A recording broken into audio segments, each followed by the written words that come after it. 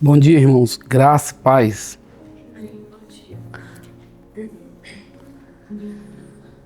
Bondade do Senhor. 1 Timóteo, capítulo 1, versículo 7. 1 Timóteo, capítulo 1, versículo 7. Existe uma emoção, um sentimento que consegue destruir até aquilo que Deus já colocou dentro de nós. E a gente precisa ser capaz de identificá-lo e combatê-lo. Porque a nossa fé não se apoia em emoção, irmãos. Nossa fé se apoia em convicção. E a convicção é uma certeza e não se apoia em nada que você está vendo físico.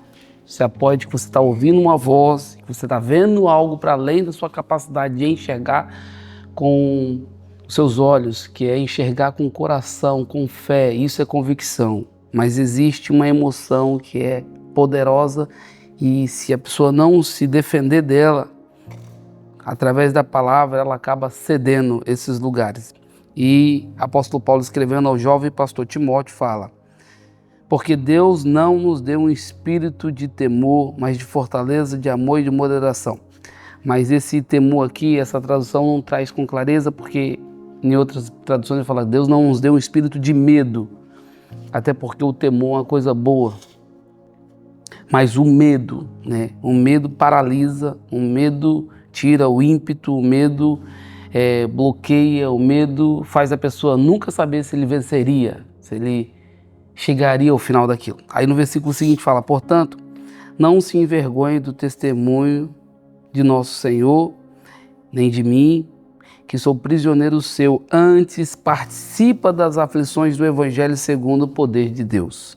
Aí ele faz um convite, não para subir no púlpito, não para ser memorável, mas ele te convida para resistir, mesmo preso, mesmo sendo ultrajado, resistir às aflições do Evangelho. Ou seja, o Evangelho carreta aflições que ele não negou para aquele jovem pastor. É engraçado que às vezes a gente fica tentando melhorar e tornar o Evangelho apalatável ao ouvinte do cliente, né? Como se a gente estivesse vendendo um produto.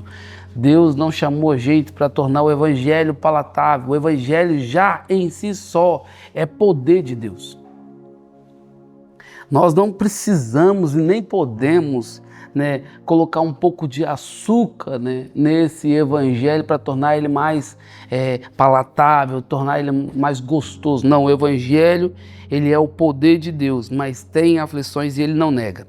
No versículo 9 fala que nos salvou e nos chamou com uma santa vocação, ou seja, vocês têm uma vocação natural, não segundo as nossas obras.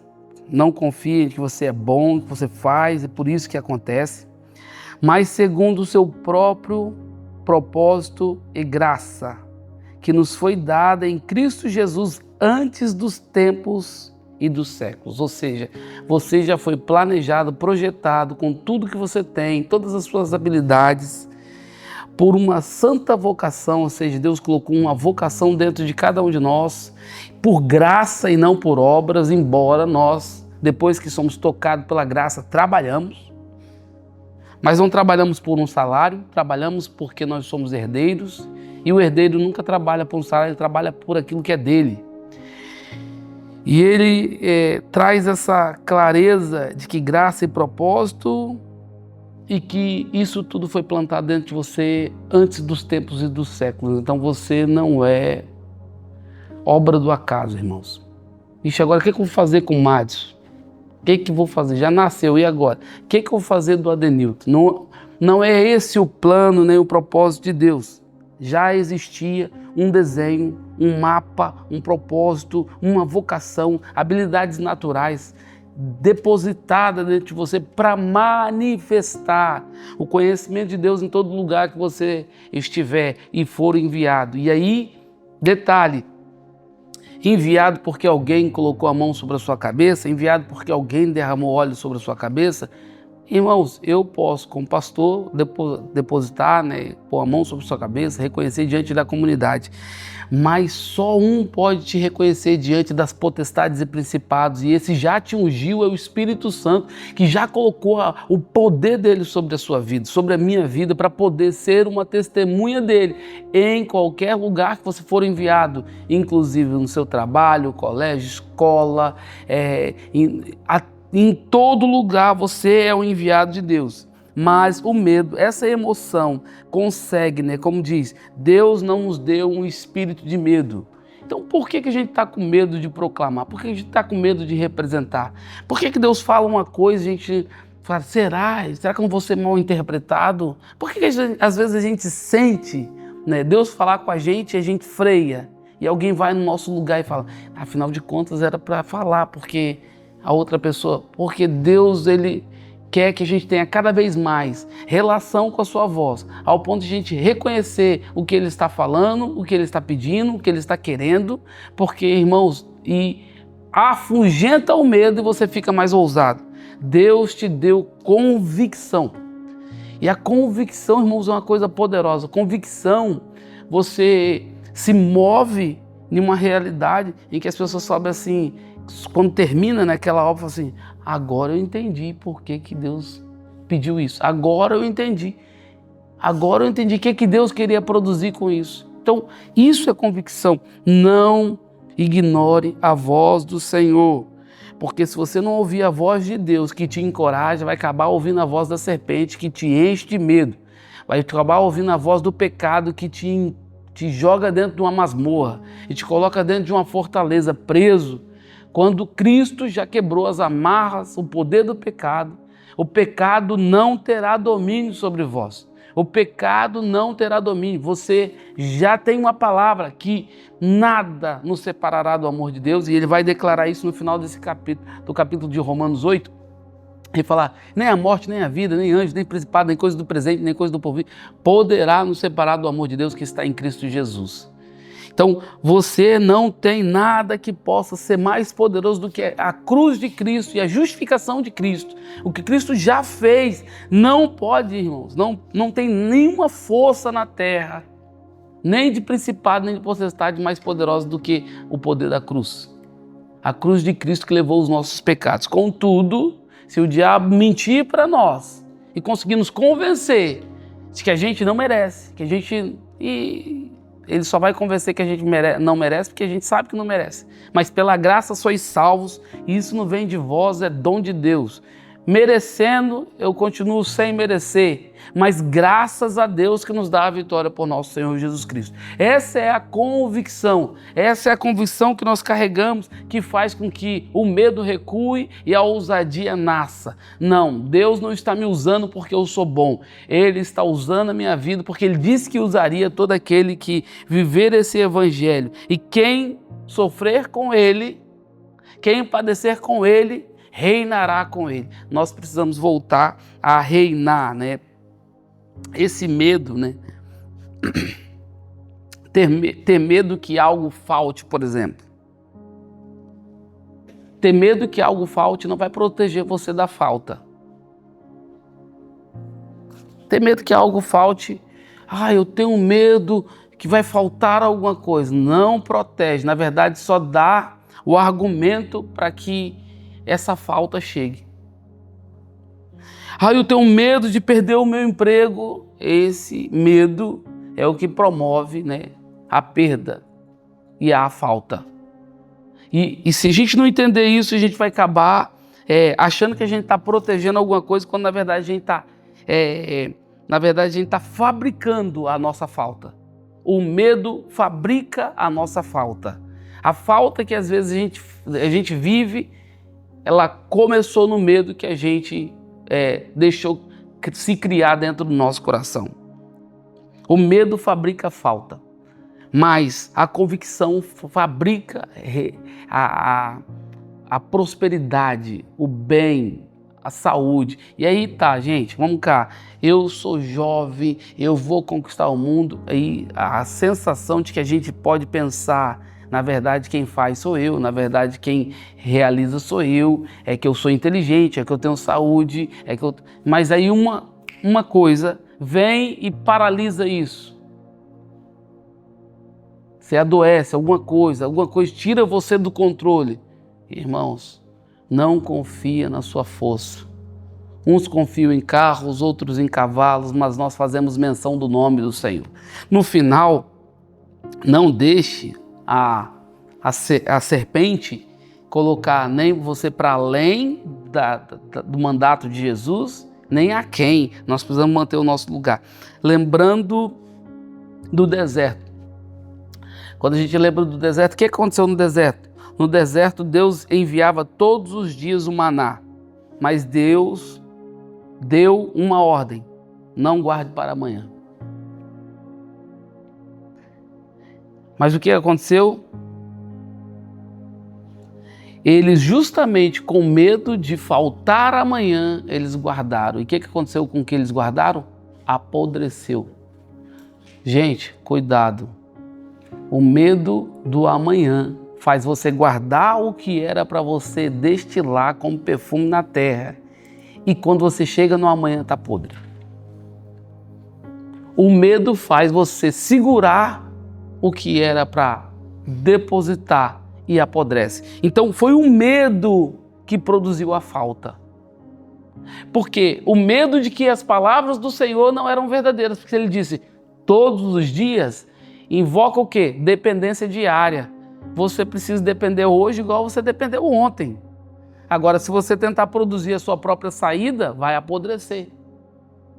Se você tentar produzir a sua própria provisão, vai apodrecer. E às vezes o medo está fazendo apodrecer aquilo que Deus está fazendo. Gente, confia na palavra de Deus. Porque o que não está faltando não é porque você é bom, não é porque você estudou, não é porque você tem saúde, não é porque você é jovem, não é porque você tem um bom emprego, não é porque você tem um bom patrão, porque as coisas mudam muito rápido. De repente você está aqui, as coisas dão uma sacudida, você está ali. Agora, se você está aqui ou ali na mão de Jesus, você está seguro, cara. Porque Deus, ele cuida da gente. Ele cuida de nós. Nos detalhes, irmão. Posso até testificar. É tanto detalhe. Enfim, corri lá para sepultar meu pastor, né? E foi tanto detalhe. Vou contar o detalhe no final, mas à medida dos dias vou contando as coisas como aconteceu. Mas vou contar na volta. Quando a gente comprou a passagem, a gente só atentou em chegar. Não olhamos, né, a escala na volta. E a escala da volta passava 12 horas no aeroporto de São Paulo, de Guarulhos, né? 12 horas ali, braçado na mala e amarrado nela. Você sabe que senão leva você, mala e tudo. Eu pequenininho levava eu fácil, cheio de sono, cansado. E, enfim, fiquei ali. Quando eu aterrei, um monte de mensagem, quando peguei a internet, um monte de mensagem no meu telefone, da Beth, né, falando que o filho dela queria me buscar, e eu, meu Deus, vou constranger as pessoas essa hora, chega igual um raio, sai igual um furacão da casa da pessoa. Poxa, é incômodo demais, né, incômodo demais. E eu não gosto de incomodar, embora eu ajude todo mundo, na hora de ser ajudado, às vezes a gente é estranho. E aí que tá, Deus falou assim, meu filho, como é que você ensina para as pessoas na hora que eu estou fazendo, ou estão fazendo por você, você fala, para. Que história é essa? Não estou te entendendo. É que você é bom? É que você é melhor que as pessoas? E eu ouvia uma voz de Deus parecida, e a Beth me chateando para poder atender o homem. Ele, pastor, você vai ficar aí, vem. Enfim, o Espírito Santo falou assim, conexão. Eu não falei para você que você ia parar em lugares e ia ter conexões e, cara, você tem que se conectar. É nesse lugar que eu vou fazer a diferença, nas coisas mínimas, né? Aceitei que o homem viesse me buscar, ele morava a 30 minutos do aeroporto, veio, me buscou, e o Tiago, né, e a Bruna me deram uma estadia assim, de 6 horinhas, ele dormindo maravilhosa, batemos um papo, trocamos ideia, ou seja, foi algo assim que só o céu pode promover, tanto no cuidado, mas enquanto ele está cuidando, ele está te dando o quê? Uma forma de você também semear Jesus na vida de alguém. Então você nunca pode negar o que Deus está conectando a você. Você não pode negar porque você sempre tem que partir do pressuposto e falar assim, como profeta, meu filho. Estou te enviando como profeta. Falando de Jesus, abrindo a Bíblia, não, irmão. Só convivendo naturalmente a gente está pregando. E aí, 4 horas da manhã, dormi um sono, que eu dormi amarrado na minha mala, né? Dormi um sono, 4 horas da manhã, me botaram de volta no aeroporto e eu fiquei descansado, né? Cuidado de Deus. Eu estou falando aqui, Deus, Ele tem oferecido esses cuidados, mas às vezes nós estamos tão traumatizados por aquilo que fizeram ou deixaram de fazer, que ainda não fomos curados e o medo faz a gente não desfrutar daquilo que Deus está enviando. Talvez Deus já enviou, mas Madison é esquisito. Aí Madison cabeceou de lado, porque na verdade eu tenho um sistema, é o meu sistema, não é que o meu jeito, não é que... Aí tá bom, vai chegar no céu e vai falar assim, eu já te enviei a solução umas 3 vezes, você sempre rejeitou. E não por pecado ou por causa ainda não deixou os traumas serem sarados. Irmãos, nós somos uma família e eu percebi que o Tiago cuidou de mim, sem me conhecer, né? Melhor do que muita gente que me conhece. E essa é a surpresa maravilhosa da fé. Que eu entendi, às vezes, né? Como, por exemplo, quando a gente vê que os bárbaros na ilha de Malta trataram os homens que sofreram náufrago melhor do que a igreja, em alguns momentos da Bíblia. Então, irmão, você nunca sabe o que Deus está fazendo, você nunca sabe o que Deus está produzindo, você nunca sabe, o que você precisa é ouvir. Eu ouvi a voz dele e falei assim, vai. E eu, prontamente, sem questionar, falei para ele assim, amor, que Deus está mandando aí, eu não gosto dessas coisas não, mas eu vou. E engraçado, tive uma grata surpresa, e, enfim, uma relação que pode aumentar e melhorar, e claro, será que não é resultado da oração de uma mãe que está orando por tanto tempo, né? Aí o profeta, quando vai ser enviado, Cecília toda esquisita, cheia de medo de se relacionar, mas a única forma de a gente levar o amor de Deus para as pessoas é se relacionando. Ah, mas eu não sei falar muito. Não, cara, só fala. Cara, Cristo entrou na minha vida, a minha vida era uma bagunça, e aí ele entrou, cara, organizou. E ele, mas como assim? Aí, quando a fome da pessoa vai puxando a verdade que há dentro de você, divulga Cristo. Esse espírito de medo que paralisa tem que sair de nós. Porque esse espírito de medo está fabricando a falta. Ah, eu estou vivendo uma falta.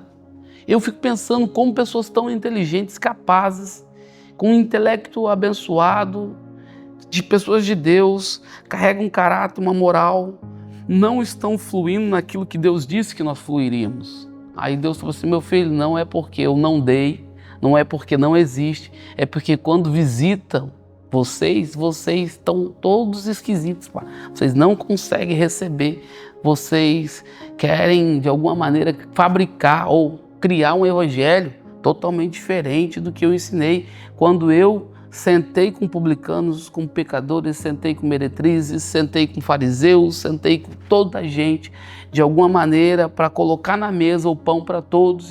E todas as gratas surpresas de Cristo foi com pessoas que não tinham, teoricamente, nenhuma relação com a religiosidade. Todos os elogios mais altos eram para pessoas ímpias. Pessoas que não frequentavam. Falou do soldado romano, falou do Cornélio, falou da mulher samaritana, falou da mulher lá da Sírio-Fenícia, a cananeia. Só elogio para essa galera. Elogiou, né, um monte de gente com toda distorcida na vida, né? Porque Cristo, quando entra, irmãos, não há tortuosidade que permaneça. Quando Cristo entra, Ele anula aquela tortuosidade, Ele te dá uma vida reta no Espírito Santo de Deus, porque Ele cuida da gente. Essa é a palavra. Então o deserto a ordem era, todo dia eu vou mandar maná. Mas alguém com medo do amanhã guardou maná. Quando chegou lá, estava podre. Deixa eu explicar isso aqui. Eu estou fazendo o meu pé de meia. Não estou falando que não é para fazer pé de meia, gente. Estou fazendo pé de meia, mas se depositar confiança nisso, vai se frustrar. Há uma cambalhota igual aconteceu lá no Plano Collor de Mello. cara amanheceu sem meia e sem pé. Levaram até o pé do homem. Ou seja, em outras palavras, o que eu quero dizer com isso? Quero dizer que cuidado onde você deposita a sua confiança, porque você pode chegar amanhã e o pão embolorou. Confia no seu Deus hoje. Se você vai fazer por alguém, faça hoje. Se você tem que compartilhar, compartilha hoje. Faça como bom samaritano, irmãos. Coloca o recurso da sua viagem na vida de alguém, você vai ver o que Deus pode fazer. Cheguei no Brasil, eu fiquei chocado como Deus preparou. Deus ama tanto a vida daquele homem. Pastor Clodoaldo, Deus ama tanto a vida daquele homem que preparou, colocou no coração do Luiz de desviar a viagem dele para a Inglaterra, que ele ia ficar 2 meses na Inglaterra, para ir para o Brasil, para chegar a uma igreja fechada, abrir a porta da igreja, começar a orar. O pastor começou a orar. Naquela noite que ele morreu, na sexta-feira, ele estava orando de madrugada. Os filhos falando, ele nunca esteve tão feliz na vida, que ele nunca imaginava que ia rever Luiz. Também Luiz era um problemão dele, né, no passado. Viu o Luiz transformar, era um grande problema. Pensa num problema grande, era Luiz no passado para a vida do pastor Clodoaldo. E estava lá com ele e Deus preparou o homem para poder resgatar, levar o homem, que no final talvez estava pensando que seu trabalho tinha sido vão. E no velório, no culto fúnebre que eu realizei, eu contei só de que ele formou 7 pastores que estão em exercício.